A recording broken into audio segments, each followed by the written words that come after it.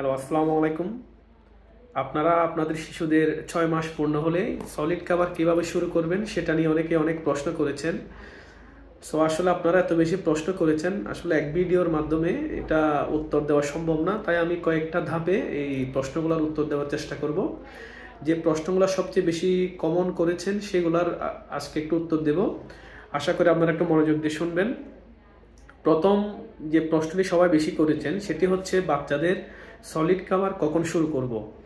দেখুন, এখানে মাসের কোনো হিসাব নাই, আপনি দিন হিসেবে হিসাব করলে সবচেয়ে সহজ হয়। যেমন 181তম দিনে যেদিন সে পদার্পণ করবে সেদিন থেকে বাচ্চার সলিড খাবার শুরু করবেন।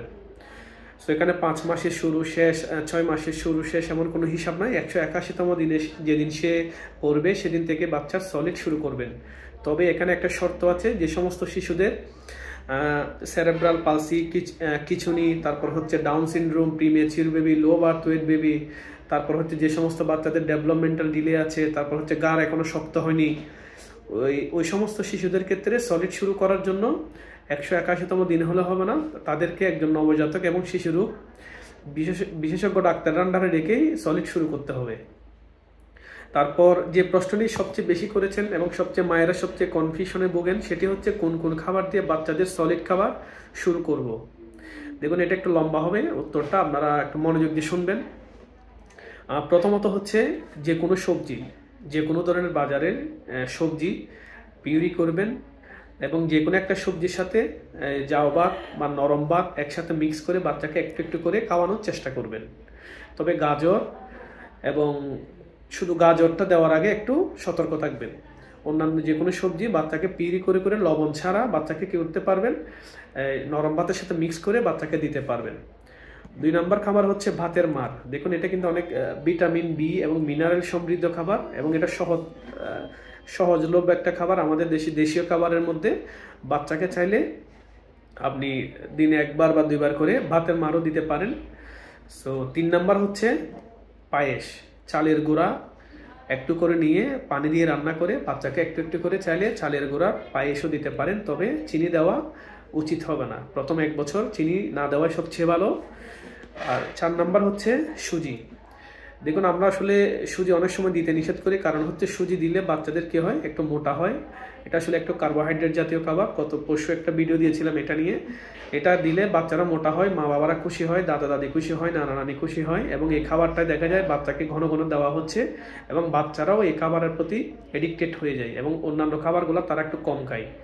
এটার কারণে বাচ্চারা একসময় দেখা যায় গিয়ে অপুষ্টিতে বা রক্তশূন্যতায় ভোগে। তাই আপনারা সুজিটা মাঝে মধ্যে সপ্তাহে 1বার কি 2বার, একদম অভ্যাস করে ফেলা যাবে না, 1বার কি 2বার দেওয়া যায়, কারণ সুজি একটু পেট ভালো রাখে, একটু হজমের সমস্যা হয় না, সেই জন্য সুজিটা আমরা দিতে বলি। মাঝে মধ্যে সুজি পানি দিয়ে রান্না করে বা একটু ঘিয়ে ভেজে বাচ্চাকে একটু একটু করে সুজি চিনি ছাড়া বাচ্চাকে কি করতে পারবেন, দিতে পারবেন।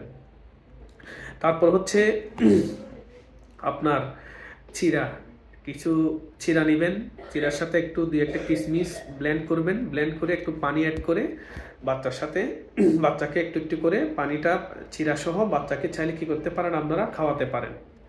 তারপর হচ্ছে ডালের পানি, মুগ ডাল বা মসুর ডাল একটু রান্না করে উপরে যে হালকা যে পানিটা থাকবে ওই পানিটা প্রথম কয়েকদিন বাচ্চাকে একটু একটু অভ্যাস করবেন, একটু একটু করে খাওয়াবেন।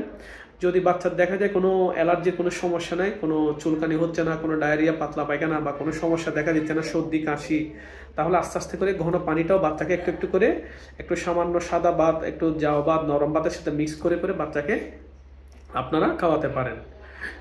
তারপর হচ্ছে মাছ মাংসে আসি।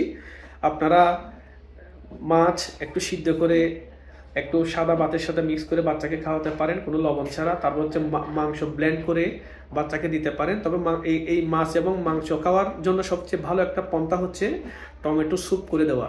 আপনি কয়েকটা টমেটো দিয়ে, একটা টমেটো দিয়ে বাচ্চার ওখানে যে কোনো একটা মুরগির মাংস, একটা সাইজ একটা মুরগির মাংস নেবেন বা একটা মাছের মাংস নেবেন, এগুলো একটু ব্লেন্ড করে বাচ্চাকে সামান্য সয়াবিন তেল দিয়ে কি করবেন, একটা স্যুপের মতো করে বাচ্চাকে একটু একটু করে দিতে পারবেন। এখানেও কিন্তু প্রোটিন প্লাস ভিটামিন সি জাতীয় এই ভিটামিনগুলো সে পাবে। এটা হচ্ছে সবচেয়ে ভালো একটা টেকনিক আপনি বাচ্চাকে যদি আপনি মাছ মাংস খাওয়াতে চান। তারপর হচ্ছে এখন আসি ডিমের ক্ষেত্রে। অনেকে আসলে ডিম নিয়ে অনেক কনফিউশনে থাকেন।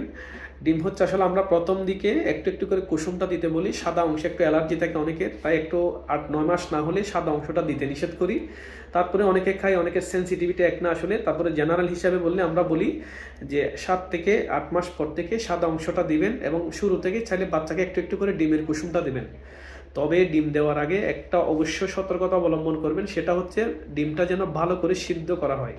অবশ্যই সিদ্ধ করবেন, না হলে বাচ্চার কিন্তু সালমোনেলা থেকে ডিম, যদি আপনি কাঁচা ডিম বা ভালো করে সিদ্ধ না করে ডিম খাওয়ান, বাচ্চার কিন্তু সালমোনেলা থেকে বাচ্চাদের ডায়রিয়া হতে পারে, জ্বর হতে পারে। তাই অবশ্যই ডিম দেওয়ার আগে ভালো করে সিদ্ধ করে ডিমটা দিবেন।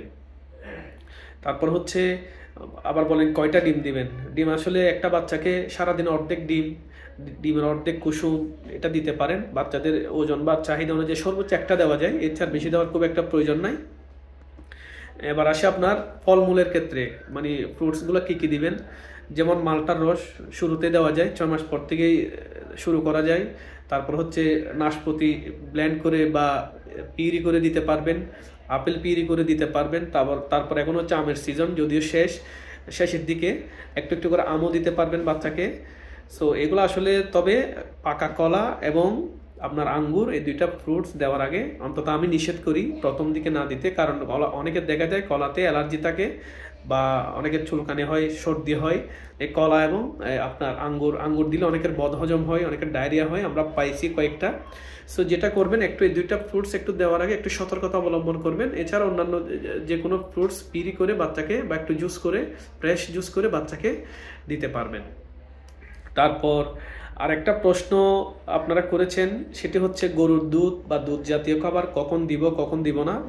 দেখুন, প্রথম 1 বছর অবশ্যই গরুর দুধ দেওয়া যাবে না। তবে কিছু বাচ্চার আবার যদি সেন্সিটিভিটি একটু বেশি হয়, তাহলে তাদের ক্ষেত্রে আমরা বলি 2 বছর বা 1.5 বছর। সো 2 বছরের আগে অবশ্যই গরুর দুধ দেওয়া যাবে না, 1.5 বছরের আগে।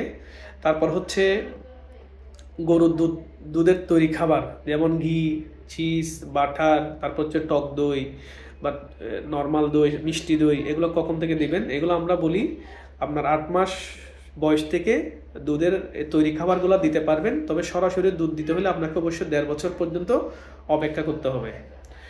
সো গেল। আরেকটা প্রশ্ন সবাই করেছেন, সেটি হচ্ছে বাচ্চাকে কয় বেলা খাবার দিব। দেখুন, এটা হচ্ছে 6 মাস থেকে 1 বছর বয়সী শিশুদের জন্য।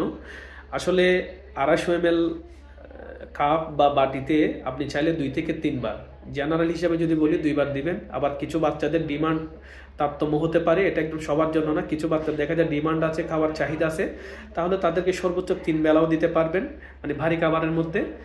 250 ml, অর্থাৎ 250 ml বাটি বা কাপে নিয়ে ওইটা লিকুইড যে কোনো খাবার কি করবেন, বাচ্চাকে 3 বার বা 2 বার দিতে পারবেন। তারপর আরেকটা প্রশ্ন অনেকে করেছেন, সেটা হচ্ছে পানি।